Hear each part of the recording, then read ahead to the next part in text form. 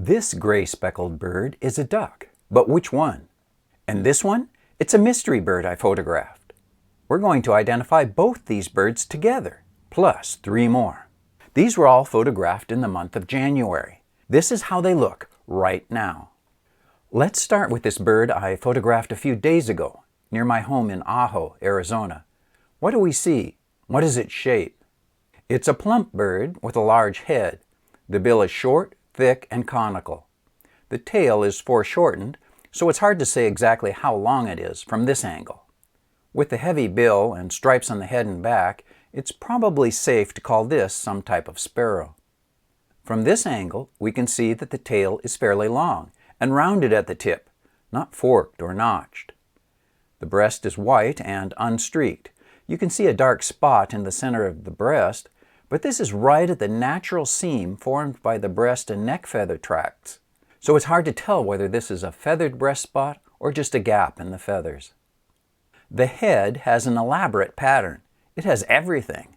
At the top of the head is a white median crown stripe and a wide chestnut lateral crown stripe. Over the eye is a wide pale supercilium. A thin black line goes through the eye. It is interrupted by a white eye ring. The auriculars, or ear coverts, are also chestnut. Below the ear coverts is a white submustachial stripe, and a black lateral throat stripe borders the white throat.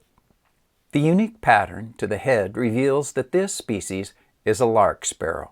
It's a common bird of grasslands and deserts in the west. It is somewhat similar to the immature white-crowned sparrow. In their first year, white-crowned sparrows have a head pattern striped gray and chestnut, but they lack the chestnut ear coverts of lark sparrow. In this side-by-side comparison, note the rusty lateral crown stripe of white-crowned sparrow and the more complex crown, ear covert, and the lateral throat stripe pattern of the lark sparrow. Our next bird comes from the Oregon coast, in fact from the intertidal zone right on the wet, barnacle-encrusted jetty rocks. We see a plump, short-tailed, large-headed bird. The toes are unusually thick.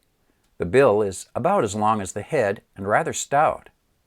This view shows a slight droop to the tip of the bill. The base of the bill appears pale, maybe yellow-green, maybe yellow-orange. The legs, likewise, are a dull yellow-green. The upper parts are gray with darker black spots on the back and breast. These spots continue onto the white underparts across the breast and sides to the flanks. The wing covert feathers are gray and black with white tips. The primaries are dark with white shafts. All these things add up to this bird being a rock sandpiper. January is the perfect time to search jetties and rocky headlands in the northwest for this rather uncommon northern bird. Sharing the wave-splashed rocks in winter is the surfbird. It is quite similar, but note the bill is much shorter than the head, and the wings are more evenly colored without white edges to each feather. In this side-by-side comparison, note the longer drooped bill and more spotted breast of the rock sandpiper. Let's switch to sunny Southern California for this next one. Here's a little ball of a bird with a very long tail. The bill is short and thin, petite even. The legs are very thin, like toothpicks. The head merges into the body of the bird without much neck, the mark of a very small bird. And perhaps you recognize the shape as a gnatcatcher. This bird is gray above and white below with a long black tail. It has a thin white eye ring. We can see some pinkish-brown feathers on the lower belly. Most importantly for gnatcatchers, we have a view of the underside of the tail. And in this case, it's almost entirely black underneath. It has thin white outer tail feathers and some small white markings underneath, but it's predominantly black. Look how brown this female is.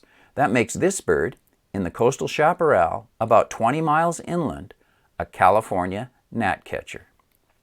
We need to go another 30 miles inland to the true desert before picking up this species, the black-tailed gnatcatcher.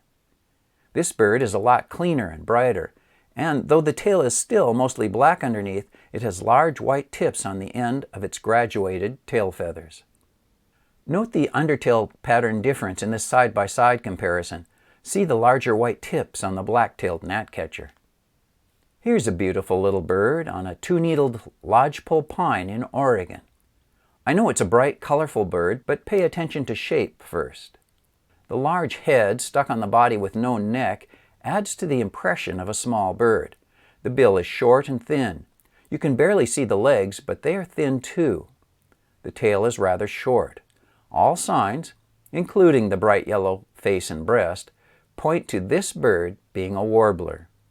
The yellow head is accented by a black crown and black auricular, or ear cover, enclosing the eye in a mask, with that little yellow crescent under the eye.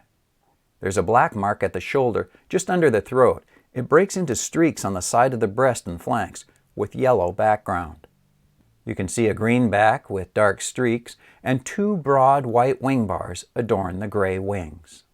That makes this bird a Townsend's warbler. This bird loves pines in the lowlands in winter, whether ornamental or natural along the coast. Wait, there's an East Coast warbler that looks quite similar. What about that one?